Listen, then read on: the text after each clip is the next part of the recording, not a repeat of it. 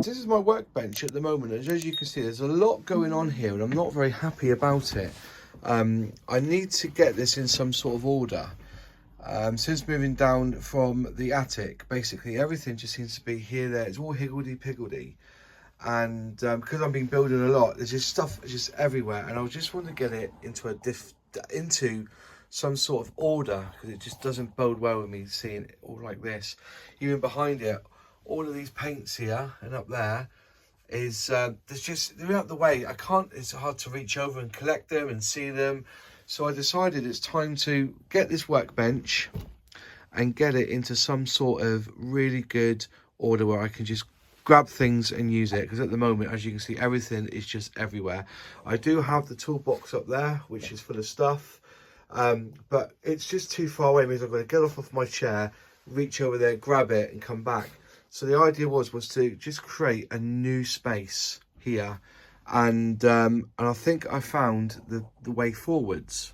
So basically what I did was I went on to Hobbyzone, which is a Polish company, and they create these MDF laser cut modular storage things for modelers. And I know about them because I had bought these racks just for my lacquer paints, and so I thought, well, what else could they do? So I put in the measurements to my desk, the length of it, and I've picked up, I think it's 12 sections, in which I think would actually help me in keeping this area as tidy as I can, and I'm really looking forward to building it.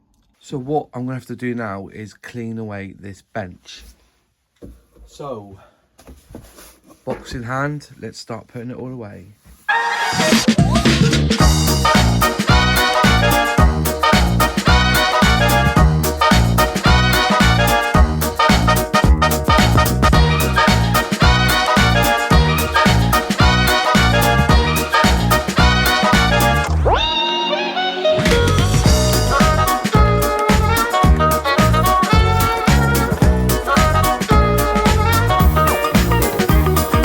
You kind of end up forgetting what you've got on your desk.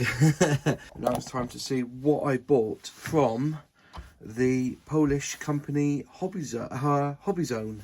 Oh. Wow, this is 18 kilos worth of bits apparently, according to UPS. 18 kilos worth. So let's open the box and see what we get inside. I just packed the knife away. I need to find the knife. I packed it away. Now, if I don't scratch inside.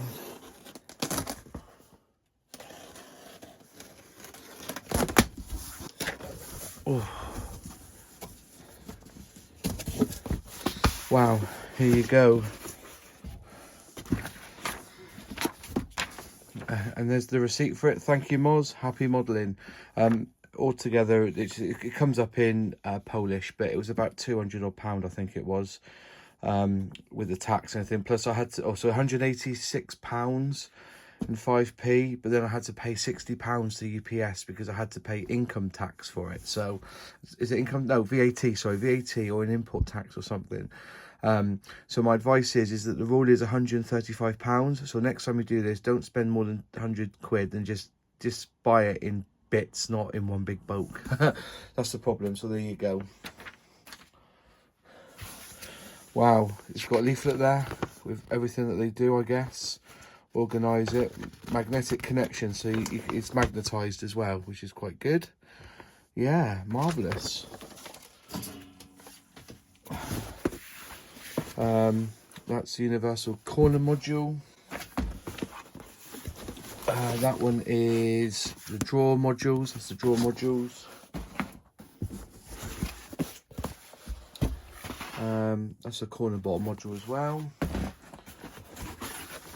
That's a corner drawers module. We've got two of them.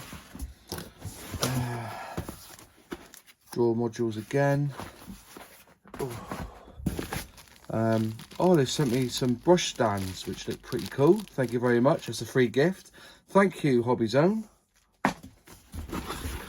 Drawer modules for 6. That's the 6 tier 1. And then we've got the tilting drawer module. So we've got one of them. What's that one there? That's a paper towel module. So I wanted a paper towel module. Bottom module, which is good. Showing the pictures aren't on there, but here we go. That's a storage hutch module as well. I think that's packing. And a bottle size module and a bottle size module. So there's modules as well. So all told, sorry about the light here, folks. I'll try and get some light onto the. So you got 1, 2, 3, 4, 5, 6. There's 6 slots there. 6, 7, 8, 9, 10, 11, 12. So we've got 12 things to put together, and yeah, and we'll film them while I build them. So guys, I've done a playlist of all most of the modules that I've built, and I'll link it at the end of the video of each of the segments that have been put together. They're not easy. There's a lot of cutting involved. I suggest that if you do get these things, score them first and then just snip them with sprue cutters. I was cutting with a knife originally, but they were a bit of a nightmare. But here you go. This is the next part of the video where I've put everything into position. So guys, this is as far as I've got to with my new build of with the workbench, redesigning it, making this all looking a bit more pucker. Yeah, honestly, this took an age to do, by the way. This stuff, every time you cut it, got to glue it, wait for it to dry overnight. Don't get me wrong, I'm happy with it because it will go along with those bits up there.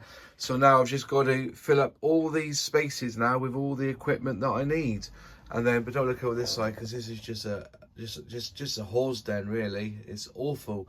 And up there is all me bits and pieces that I've got to do and sort out as well. So hopefully we'll get this all done during this week, and then we'll be back to building on the workbench. So I've just thought I'd do another quick update. This is painful when you readjust and move everything. The original stand is now up there on the wall, which will need to be attached at some point. But see, I had everything on there and it just wasn't working. Obviously, this toolbox will still be like the overspill, so extra sanding sticks, glues, paints, whatever will be in there. Like the bottom rail there, the bottom drawer is all Vallejo. But because I'm more lacquer now than anything, here are my Tamiya lacquer paints. Here in the back there, I've got my washes, I've got my Hardcastle lacquers, and I picked this up years ago at a car boot, and this is what they used to give to you in a hotel. You used to get your colours variety. Well, one side I've got me Humbro acrylics, and on the back I've got my Hardcastle acrylics. So yeah, so that just goes back up on the shelf there, out the way. I fixed up my airfix logos that I got printed 3D style, which is pretty cool. You know, so yeah, here it all is. It's still a bit of a mess. I've started to label up using my beautiful Dymo label maker. Everyone needs one of them. So basically, like glues and cements in this drawer here. And why you think there's a light in there is because that's what I use to unclog the metal tubings. I was going to put the sprue cutters and the blades all in one drawer, and I thought, I've got this gap here, and all I've got to do is lean forward and pull out the one that I need. And I've done it here as well with my It's the cat meowing. With my tweezers. So the ones on the right are the ones I use mostly. I do have a drawer empty now, and these are my paintbrushes. So yeah, all my Q-tips are in there. Plastic clamps, metal clamps, depending on what I need them for. As you can see, I saw some plastic ones there because I can't fit all of them in here, but obviously they won't all be in here all the time because they'll be on models. Pieces, these are all my airbrush spares. These are my pens, my Posca pens and my chrome markers. Screwdrivers, always need screwdrivers. So yeah, and all my sanding sticks are in that drawer there. Unfortunately, I can't get my display ones in there, so I've put some up here just for now. But this is going to be a drawer for the masking putty. In this drawer here, it's going to be all my micro, what's it called again? Micro scale industry stuff. So me glosses, deco fix and all that goes in there. So yeah, got this far so far tonight, and obviously on the right here's all my glue, so it's all to my right. Stirring sticks to my right, cocktail sticks to my right, things I need right beside me to my right. And on my left here I've got me masking tapes, a bit of IPA here and some wood glue, so everything should be all to hand. So just a quick update on my workbench so far. The next day. So guys, this is it. This is the workbench. I'm not going to do any more now. I think I'm pretty much happy with the setup, with where everything is going. Just so you can see, most things are labelled up. Obviously there's more room and more drawers to fill up at a later date, but everything is really to my handling, so I can just grab what I want. These drawers are actually quite cool because you can pull them out and they tip down, so you can get what you want out of them here. Some cutting holders, there you go. And you know, things I need to cut, scribe is all in there really. Things I just need right at my hand. Absolutely fantastic. Obviously in the corner here, I put all these to the right because I do tend to work from my right side. So things like this, I'm just going to use all the time. There's me cements, me microset, microsole, cocktail sticks, mixing sticks. These are from McDonald's. Brilliant. Just cut them in, you know, just break them in half and use them. You don't need to buy these ever. Just pick them up when you get your coffee from McDonald's.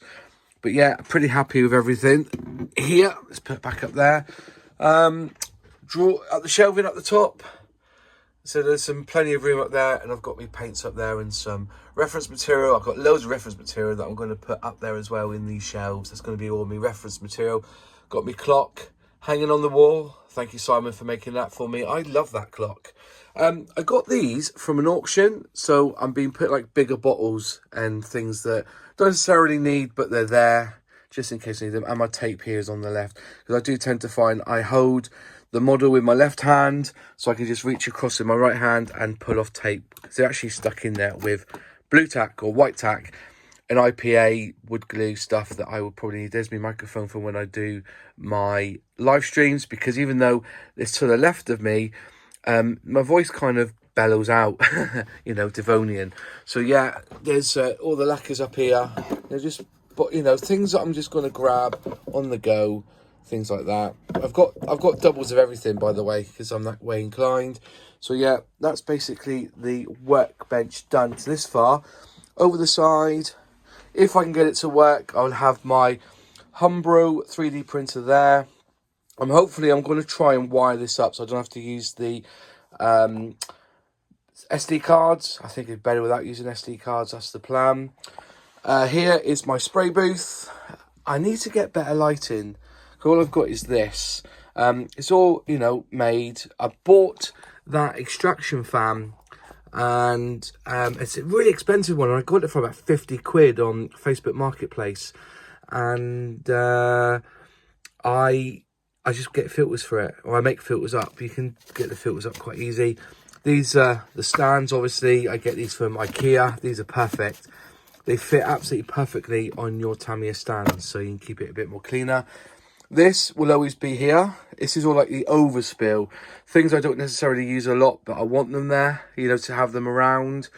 There's, you know, things like in there, you know, things I'm not going to use a lot, but I can just grab if I need them, you know. But, you know, they'll always be. There's all my food. I don't use milliput put so much these days, because I think perfect plastic pack is pretty good. Just spares of stuff I've got in this, really. all my extra sanding sticks, and also these, all my enamels and Vallejo at the bottom there. So yeah, that's really it. That needs to be repurposed. I'm not too sure how I'm going to use that space yet. That's got to be repurposed. But you can see I've got some started kits on there, golf balls, some frames, because I was buying these postcards and making up a display on this wall, but that's not going to happen. I'm going to have to move them. I think I might put them elsewhere. I might even put them along the top here to give a bit more artistic flair inside this this room, my modelling room. So here, I thought I'd show you this. This is my other shelving, which is mostly aerosols and extra liquids that I need. Brush Magic by Brush Magic. It's fantastic stuff for cleaning your airbrush and your brushes. But don't leave the... If you've got an Infinity, I found, do not leave the seals in there too long, because they do expand them, but it cleans up the brush absolutely fantastic. All the stuff that I use, the Dettol there for taking off paint from parts. For Humbrol Clear Gloss Varnish, yes, I do use it. I still think it's good stuff for clear parts. Just dip it in, let it dry. This is apparently Humbrol British Racing Green, but they make it into a Keen 2XL. So apparently that's supposed to be the same, but I've not used it yet, because I know that they don't do it no more. But yeah, I've always said that if you're not an airbrusher and you're just doing one colour, use aerosol. It's so much easier than getting the airbrush out. But yeah, I use all these primers. You know, like I said, my favourite primers, of course, are the Humbrol primers. But I've also got the Tamiya ones because they're one offer. But I try and if there's anything cheap, I buy it quite a lot, if you know what I mean. Buy it in drips, so drips and drabs. Buy it in bulk. Airfix stands that I've never used because I'm not a fan of pilots. So yeah, that's there. But these ones here, these are the best hobby knives I've come across. These are brilliant. So when I see them, I buy them. I think I bought 3 sets there, 3 sets there, just in case I ever break one. I always buy things in bulk. Remember, blue tack, perfect plastic putty, Dymo reels. Got a job lot on the Elmer's glue, which I use for making my magazines, my zines. I use that to stick the paper down on other paper. There's my Humbrol washes and aging powders I've not used, and I could put these actually in the drawers. These are dental sticks, brilliant for cleaning out the airbrush, and there's some Revel weather impact there as well. So you can see on this side here, there's a lot of good stuff, and there's some tools as well. But yeah, ultimately here we are. This is my workbench all done. I'm really happy with it. Excuse the mess on the floor because I haven't hoovered it all up yet. I've still got to do under the workbench because, as you can see there, I've got some drawers there which need to look through.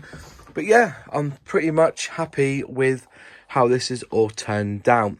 Anyways, thank you for watching. If you like the video, click like. If you haven't subscribed yet, please subscribe and ring that bell to be notified when I release a new video. If you'd like to become a channel member, please feel free to become a channel member by clicking join, and membership start from $1.99 and you get extra content in the community tab just for members. Thank you so much for watching. It really does help the channel if you could watch the next video. I'll put up a playlist of the Hobbyzone modules that I have built here, and also there's a list there of my day out at the Spitfire factory and everything related to the Spitfire Mark 9, which came out in 1/24 scale from airfix. And that's it. Cheers all. Goodbye.